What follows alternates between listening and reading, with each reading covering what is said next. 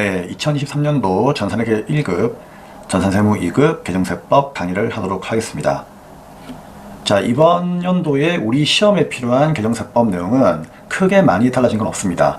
그렇기 때문에 우리가 필요한 내용들만 핵심적으로 뽑아서 그 내용만 여러분께 전달을 해드리고요.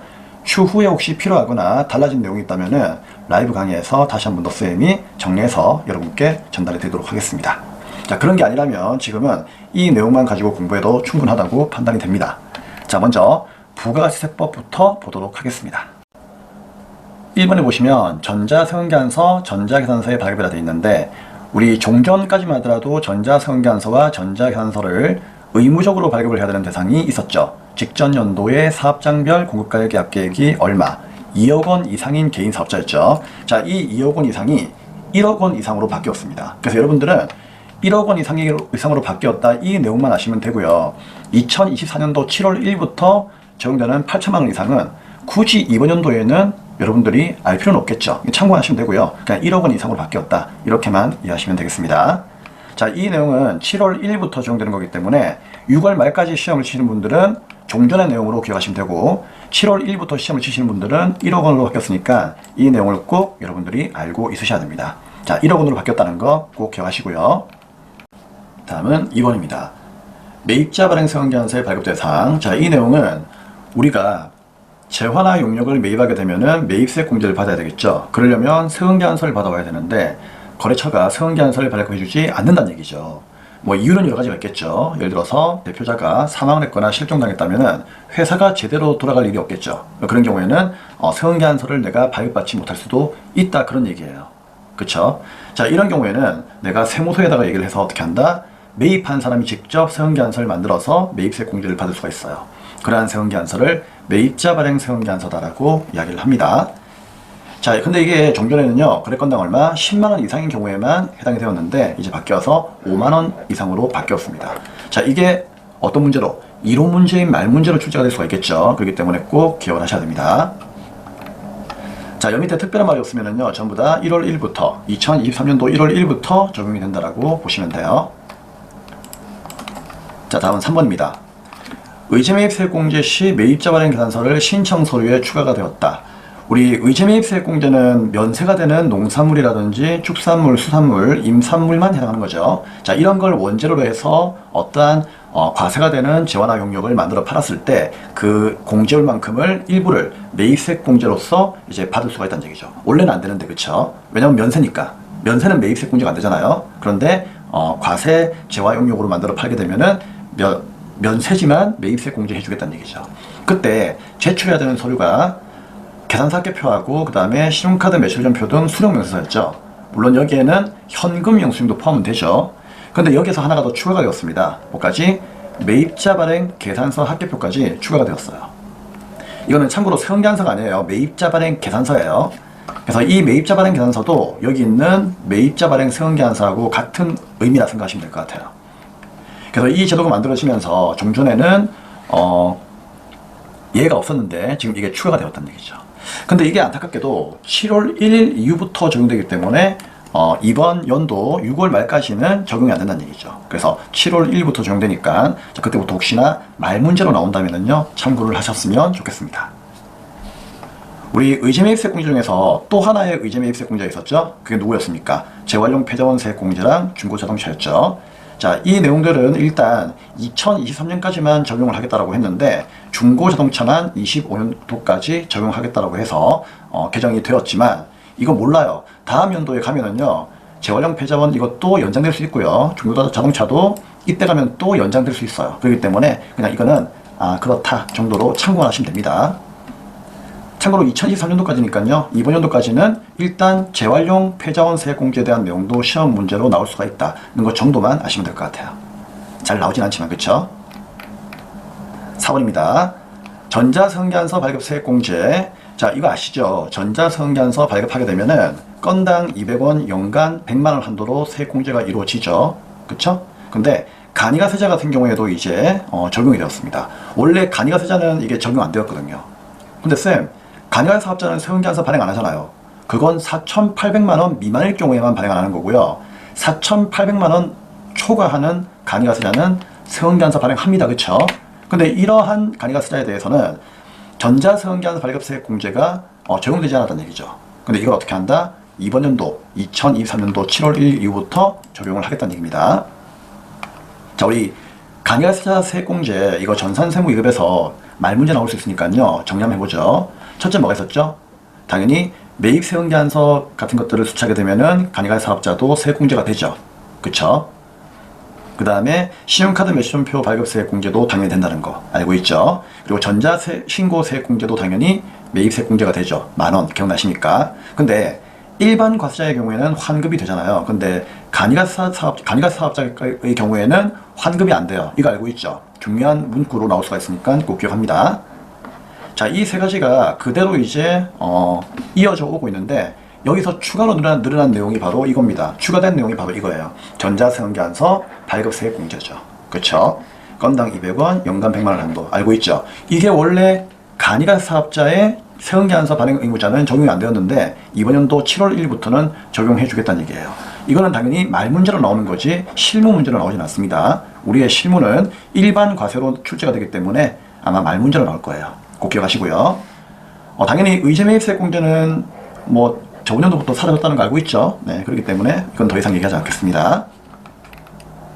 자, 그리고 실내 도서 열람 용역 면세 추가가 이루어져 있는데, 자, 이게 뭔가 하면은 우리 도서, 신문, 잡지, 도서, 대여, 뉴스, 통신, 자, 이런 것들 면세인 거 알고 있죠?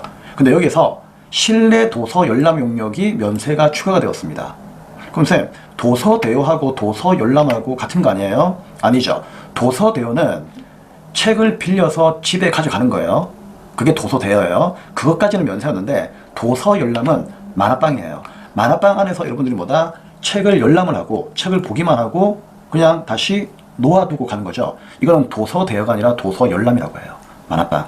우리가 흔히 아는 만화카페. 그쵸? 그러면은 만화카페 같은 경우는 뭐다? 그렇죠. 이번 연도부터 면세로 추가하겠다 그런 얘기예요. 아시겠죠? 그래서 이 내용이 좀 더 확대가 되었다는 거 참고하시면 될 것 같고요. 열람이라는 이 단어를 꼭 기억하시길 바랍니다. 당연히 말 문제로 나올 가능성이 크다. 자, 그리고 영유아 기저귀 부유 면세. 이건 원래 과세였는데 2022년도 12월 말까지만 면세를 적용하고 2023년도부터는 과세로 이제 전환시키려고 했는데 요즘에 우리 아이 키우기가 참 힘들죠. 그래서 어떻게 한다? 당연히 기저귀하고 분유는 면세를 해야 된다. 자, 그런 이제 주장이 이제 나오고 있기 때문에 적용 기한 없이 앞으로 쭉 면세하겠다라고 개정이 되었습니다. 자, 이 두 가지의 내용만 참고하시면 될 것 같아요. 당연히 이것도 말 문제로 나올 수밖에 없다. 네, 이렇게 해서 부가지세법 개정 특강은 마무리를 하도록 하겠습니다. 자, 여기까지만 보시면 되고요. 전산회계 1급 분들은 참고로 소득세법은 시험 내용이 아니기 때문에 여기서부터는 전산세무 2급부터만 보시면 되겠습니다. 자, 1번입니다. 소득세 과세표준과 세율 개정이라고 되어 있는데 세율의 이 내용은 바뀐 것이 없어요. 근데 세율이 적용되는 이 과세 표준이 바뀌다 보니까 세율 적용 구간도 약간 개정이 되었다. 그렇게 보시면 될 것 같습니다. 자, 하얀색 부분은 크게 바뀌어진 게 없고요. 어느 부분만 이렇게 빗금친 부분, 이 3칸, 3단계까지만 여러분들이 참고를 하시면 되겠습니다. 참고로 이건 외우는 게 아니죠. 그냥 참고만 하시면 되는 거예요. 그러면 종전에 1200 이하까지가 6%였는데 이제는 1400 이하까지가 6%로 바뀌었고요. 그리고 1200 초과 4600 이하가 15%가 1400 초과 5000 이하로 바뀌었고요. 4600과 8800 이하가 5000과 8800 이하로 바뀌었습니다. 보니까 과표가 좀 더 늘어났다는 얘기죠. 그렇죠? 그러면 종전에는 1200 이하까지만 6%였는데 이제는 1400 이하니까 종전에 15%에 있던 1200 초과 1400 이하가 이제 6%로 왔다는 얘기죠. 그러면 이 말은 우리 서민들한테 어떻게 한다? 세 부담을 덜어주겠다는 얘기입니까? 세 부담을 좀 더 강화하겠다는 얘기입니까? 세 부담을 덜어주겠다는 얘기예요. 그래서 서민층부터 중산층까지의 세 부담을 좀 덜어주기 위해 가지고, 그렇죠? 덜어주기 위해서 이렇게 세율을 바꾸었다라고 여러분들이 보시면 되겠습니다. 참고만 하시고요. 자, 두 번째. 자, 이건 말 문제로 가끔씩 나오는 건데 우리 금융소득에서 비실명 금융소득 있죠? 예를 들면 비영업대금의 이익 같은 거죠. 그렇죠? 자, 이 금융소득이 원천징수 세율이 변경되었습니다. 종전 42%에서 45%로 변경되었는데 이 45%는 우리 기본 세율의 최고 세율인 45%, 요 범위로 여러분들이 이해를 하시면 되겠습니다. 자, 3번. 우리 근로소득에서 비과세 근로소득 아시죠, 여러분? 예, 한도가 상향 적용되었습니다. 이거 중요하죠, 여러분. 중요해요. 이거는 실무에서 이제 적용되는 거죠. 우리 실무에서 급여자료 입력 문제 나올 때 비과세부터 일단 체크하고 문제 풀고 있죠. 자, 그 비과세 어떻게 외웠죠? 자, 세임 버전으로 했을 때 여러분 기억나시죠? 야식은 자연유. 그쵸? 자, 야가 뭐예요? 야간 근로수당, 식대, 자가 원전 보조금, 연구 보조비, 그 다음에 자연육, 육아수당이었죠. 자, 여기서 식대가 원래 비과세가 10만원 이하였잖아요. 이번 연도부터는 이 10만원 이하로 바뀌었습니다. 이거 진작 바뀌었어야 되는 거죠. 그쵸? 지금 식대가 얼마나 올랐는데, 그쵸? 김밥이, 짜장면 가격이랑 거의 비슷해요. 요즘에 진짜 눈물이 나요. 그쵸? 그 정도로 많이 물가가 올랐기 때문에, 야, 이거 안 되겠다. 10만원이 웬 말이냐. 이 10만원으로 조정을 해야 되겠다. 조정이 아니죠. 상향해야 되겠다. 라고 해서, 자, 한도가 상향 적용되었습니다. 네, 3번이었죠? 네, 다음 4번입니다. 기타 소득 과세 최저한 복권 당첨금만 보시면 되는데요. 이 과세 최저한이라는 얘기는 기타 소득에서 여기에 들어온 내용들이 여기 있는 이 금액, 이 일정한 금액 이하인 경우에는 뭐 하겠다? 과세하지 않겠다. 그런 얘기죠. 자, 어떤 내용이 바뀌었느냐? 발음이 안 되고 있습니다. 승마소싸움 체육진흥투표권의 환급금. 그렇죠? 변화가 없어요. 동일합니다. 자, 슬롯머신 동일하고요. 자, 무엇이 바뀌었다? 복권 당첨금이 바뀌었습니다. 예전엔 5만원 이하는 과세 안 했죠. 이제는 200만원 이하로 바뀌었습니다. 당연히 이제 200만원 이하로 바꿔줘야 되겠죠. 요즘 뭐 로또 걸려도 어때요? 예, 집 한 채 못 사죠. 네. 뭐 세금 떼보려면은요 남는 게 하나도 없어요. 뭐 집 한 채 사면 끝나는 거예요. 예전에는 뭐 집도 사고 차도 사고 또 사업도 하면은 이렇게 좀 넉넉하게 좀 남았는데 요즘에는 뭐 집 한 채 값도 안 나오고 있죠. 그러다 보니까 이런 이제 내용 때문인지 모르겠지만 200만원 이하로 바뀌었다는 거. 자, 그 다음에 이제 그 밖의 기타 소득 금액은 전부 다 5만원 동일하게 적용되고 있습니다. 그래서 복권 당첨금에 대한 과세 최저한만 여러분들이 암기하시면 될 것 같아요. 이건 당연히 말 문제로 나올 가능성이 좀 큽니다. 5번. 연말정산 신용카드 등 사용금액의 소득공제율이 변경되었는데요. 다른 건 다 똑같고요. 변경된 내용이 있다면 이 내용입니다. 자, 신용카드 현금 영수증 직불카드, 우리가 말하는 체크카드죠. 자, 이거는 그대로 똑같고, 자, 도서, 공연, 미술, 박물관 등인데요. 얘는 종전에 이제 30%까지 이제 소득공제가 되는 거죠. 근데 영화 관람료라고 하는 것은 없었거든요. 이게 추가가 된 거예요. 그래서 영화 관람료가 추가가 되었다는 거 아시겠죠? 그래서 이 부분만 참고하시면 되고, 그 다음에 전통 대중교통은 40%인데, 자, 여기서 대중교통은요 80%로 이제 바뀌어집니다. 80% 공제가 된다. 대신에 이건 2023년도 뭐라고요? 7월 1일 이후부터 적용되는 겁니다. 아시겠죠? 그리고 영화 관람료 같은 경우에도 7월 1일 이후부터 적용되고, 대중교통도 7월 1일 이후부터 적용되는 거예요. 그러니까 대중교통은 6월 말까지는 40%예요. 7월 1일부터 80%예요. 아시겠죠? 영화 관람료는 그럼 어떻게 된다? 원래 15%였죠? 그런데 7월 1일부터 30%가 적용이 되는 겁니다. 근데 이런 내용도 참고로 여러분들이 실무 입력할 때는요 크게 지장이 없죠. 왜냐면은 그냥 우리는 입력만 하면 되는 거니까. 그쵸? 이런 건 다 전산이 알아서 인식하는 거기 때문에 뭐 크게 문제가 없습니다. 대신에 말 문제 정도로 물어볼 수 있으니까요, 말 문제 대비해서 참고만 하시면 되겠습니다. 아마 말 문제에서는 그냥 영화 관람료도, 그쵸? 예, 도서, 공연, 미술, 박물관처럼 뭐 30% 공제가 될 수가 있다. 뭐 그 정도에 대한 내용으로 나올 것 같아요. 자, 그리고 이제 신용카드에 대해서는요 공제 한도의 규정도 있었지만은요 뭐 우리 범위에서는 여기까지는 볼 필요가 없어요. 이건 진짜 오버하는 거죠. 그쵸? 자, 그 다음 이제 6번 보겠습니다. 무주택 근로자의 주택 임차 차입금, 한마디로 전세 대출이죠. 자, 상환액이 공제 한도가 상향되었습니다. 이것도 당연히 진작에 상향했어야 되는 거죠. 예, 전세 자금이 지금 현재 많이 뛰었잖아. 그쵸? 근데 계속 300만원 유지하다가 이제 400만원까지 이렇게 상향되었다. 자, 그 다음에 총급여 7천만원 이하인 무주택 근로자는 월세세 공제되는 거 알고 있죠? 이 공제율이 종전 10%, 5와 12%에서 15%, 5와 17%로 바뀌었습니다. 이거는 바뀌었다는 그런 내용만 알면 되는 거고요. 뭐 제가 봤을 때 굳이 암기할 필요는 없습니다. 그래서 이런 공제 한도는요, 솔직히 뭐 암기할 필요가 없을 것 같아요. 이런 거는 말 문제도 잘 안 나와요. 참고하시라고 제가 보여드리는 겁니다. 출제가 된다면 그냥 틀려주시면 돼요. 아시겠죠? 그런 거에 여러분들이 너무 연연하지 마세요. 이런 게 나오면요, 솔직히 한도 끝도 없는 거죠. 뭐 다 나와야지, 그쵸? 감당할 수 있겠습니까? 못하죠. 그래서 우리는 필요한 것만 기억하시면 돼요.